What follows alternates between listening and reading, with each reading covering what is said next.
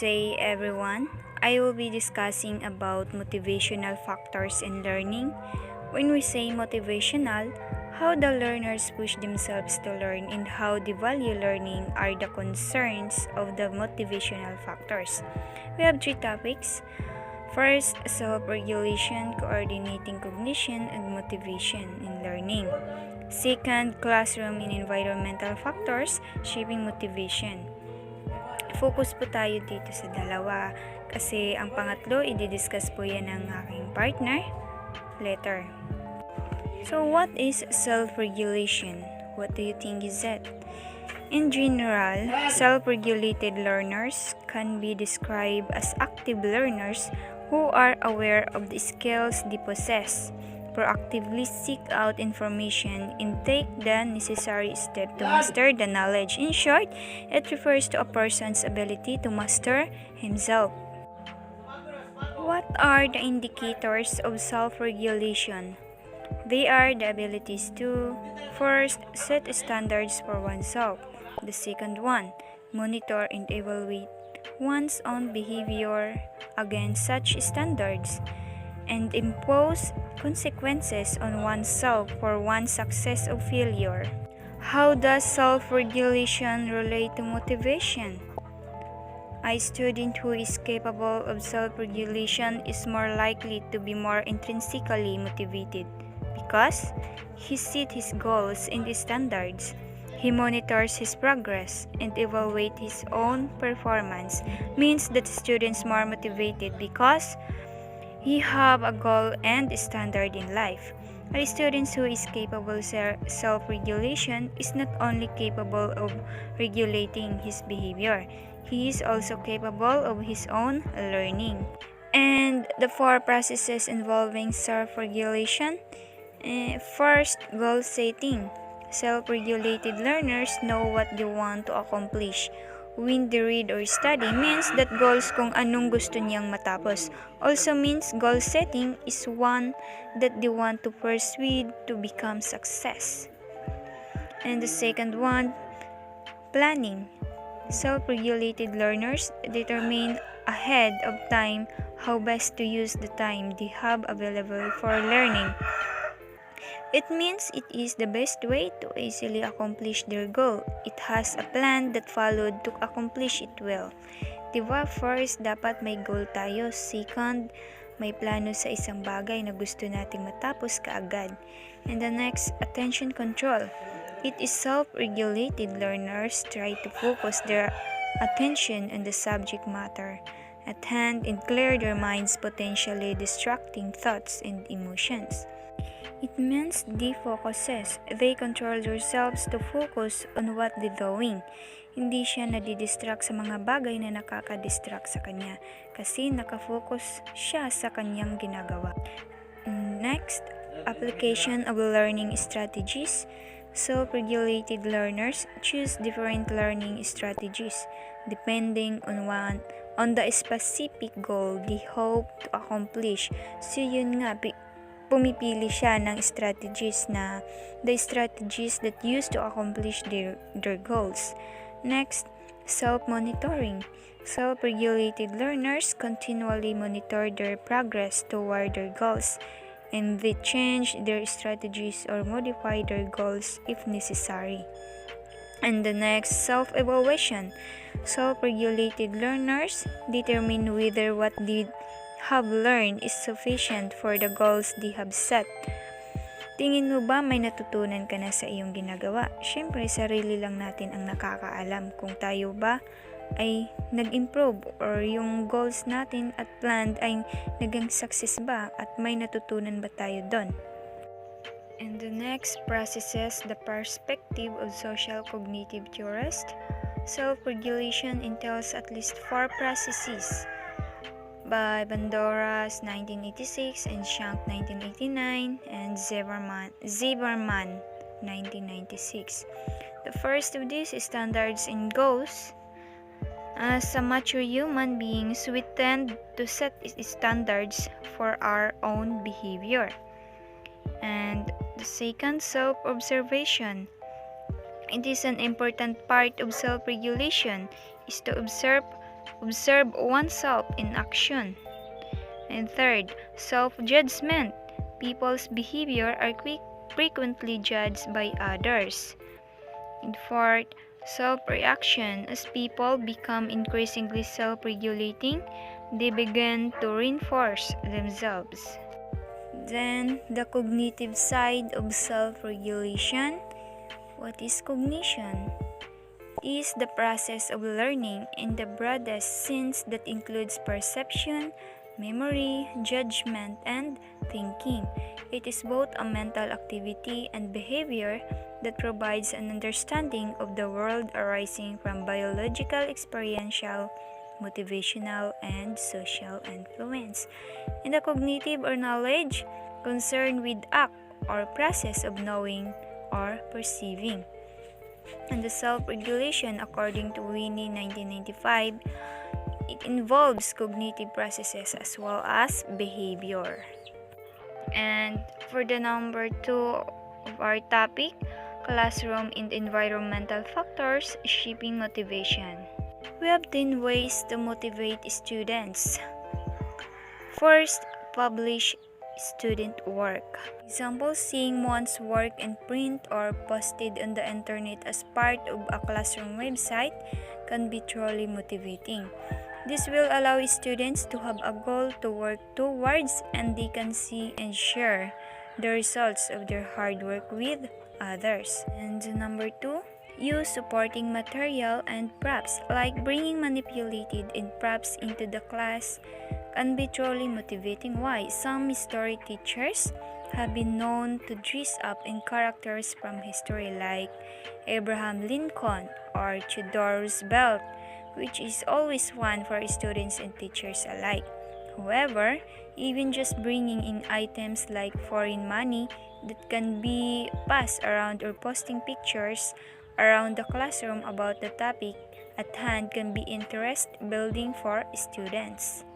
And for the number 3, provide specific rewards students can work towards. Example, come up with one or more rewards that the students can work towards. Maybe you agree to allow them 10 minutes of free time on like Thursday, or you will provide them with popcorn during the next lesson, a specific movie. Whatever it is, come up with what the students need to do to achieve the goal and stick to your plan. And fourth, provide choices for students. Choices. Whenever possible, allow students to have some choice in what they are learning. For example, if you are having the students write an essay, you might give them a couple of broader topics to choose from so that they can pick something they are more interested in. Another area of choice can come in the method of presentation for projects. The students may choose to create a website, a PowerPoint, or a song. The ability to demonstrate learning through choice and a variety of methods can be very motivating for students. And for the number 5, have students work towards individual goals. And have students come up with one or more specific goals of what they want to achieve in your class. You can attach a grade to these goals in terms of how much effort they put into achieving the goals. And for the number 6, give students a role. Allow students to be as involved as possible in your classroom environment. Try to fit in debates and simulations to give them the opportunity to participate in a more direct manner. And 7, connect learning to the real world. As often as you can, connect what students are learning to the world around them. By connecting the classroom lesson to be students' personal lives, we can provide them with greater incentives and buy and on what you are teaching. And 8, mix it up. Too much of anything can quickly lead to boredom, including lectures, whole group discussions, small groups work, debates, and cooperative learning activities. Therefore, make Make sure to vary your lessons accordingly. Similarly, vary homework assignments so that students are not always doing the same thing every night. And number 9, get students involved in contests. Find contests, publishing events, scholarships, and events that students can participate in and work towards outside of the classroom. Maybe you have all your students send a submission for a story to a local magazine. Maybe you have students write an essay for a college scholarship competition. By connecting what you are teaching in the classroom to something that carries real world rewards, you can help increase students' involvement. And the last, bring service into the classroom. Most students have an innate desire to work towards a goal greater than themselves. For some, this might be that they want to help preserve the environment. Others might want to help the poor or focus on individuals hit hard by natural disasters. If you can tap into this while connecting the actions to lessons in the classroom, you can build on these natural altruistic desires. Next, for the classroom factors that affect motivation. First, teacher attitude makes a difference in motivating students. Students quickly sense when a teacher is disconnected with what she's teaching or when she really doesn't care for it isn't connected with the students, not just as a class, but as individuals. An attitude of criticism or favoritism disrupts good order in the classroom and motivates students to act out in a negative fashion because the students do not believe in the teacher's cares or believe nothing they do will be good enough. And the second, home situation.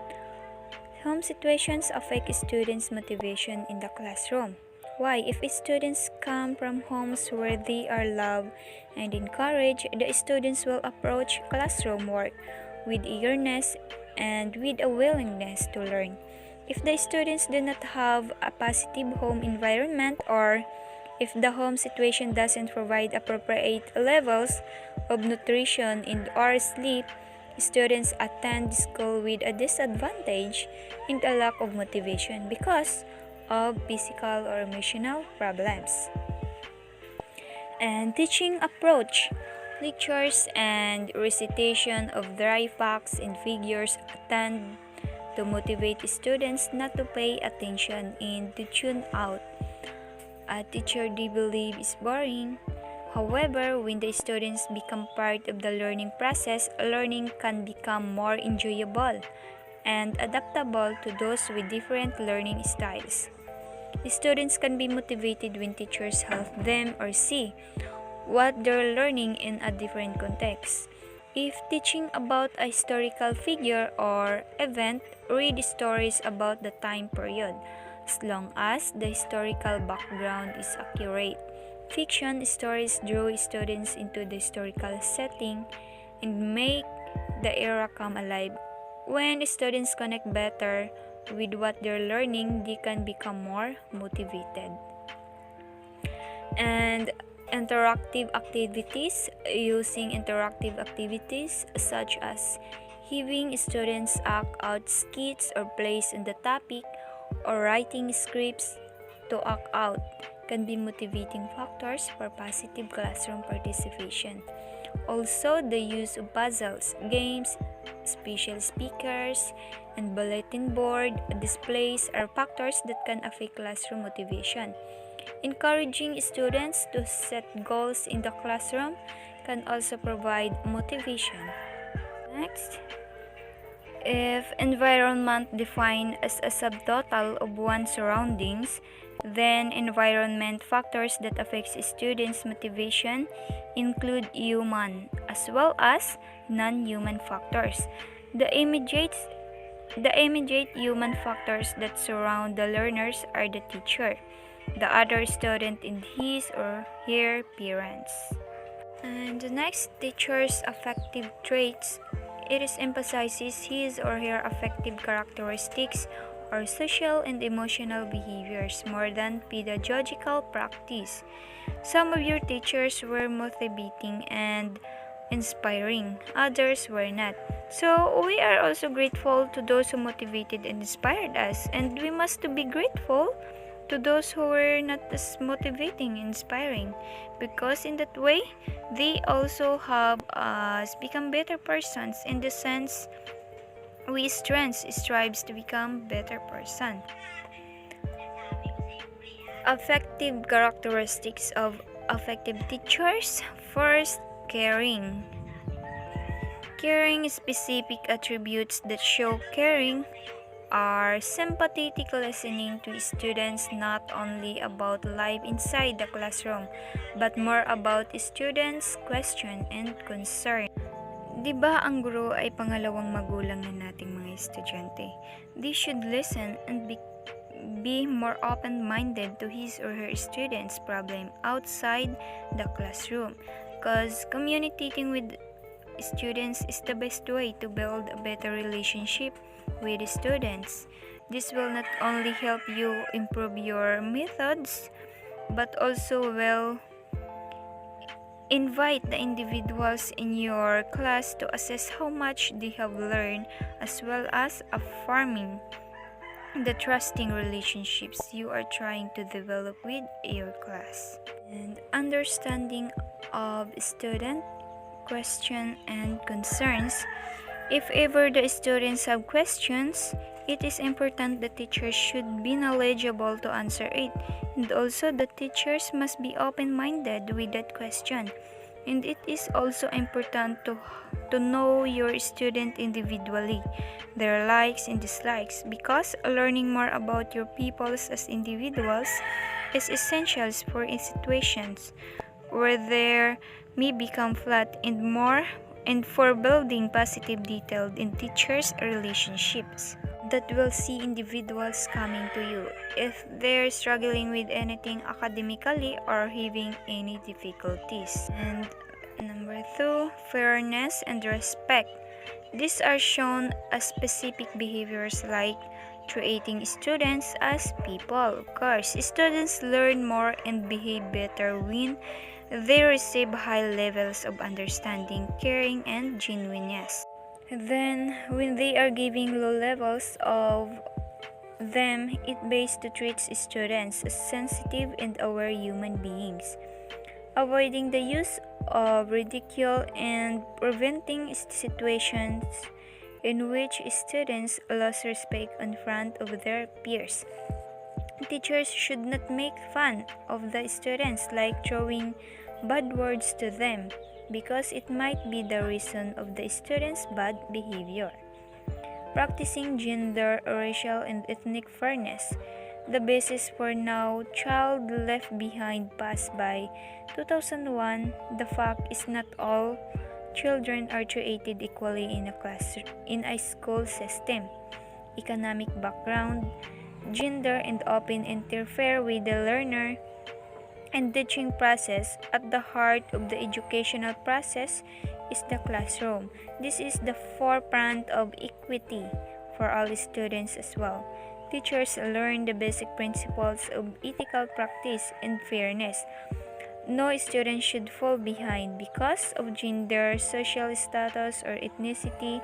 Advancements standard focus on ability and the willingness to work hard to achieve success. And next, social interactions with students. Specific behaviors of facilitate social interactions are consistently behaving in a friendly, personal manner while maintaining professional distance with students. Teachers should have a professional relationship with the students, and this may have similar qualities and characteristics as friend, but it is different.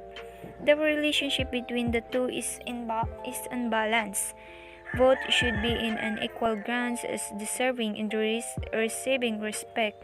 Both are equals as human beings, and both are growing toward who they will become, but teachers have a charge to develop academically and socially. working with students, not for the students, having sense of humor and is willing to share jokes. Sometimes the teachers seems much like this stand person. A little after show your student that you have the same feelings they do.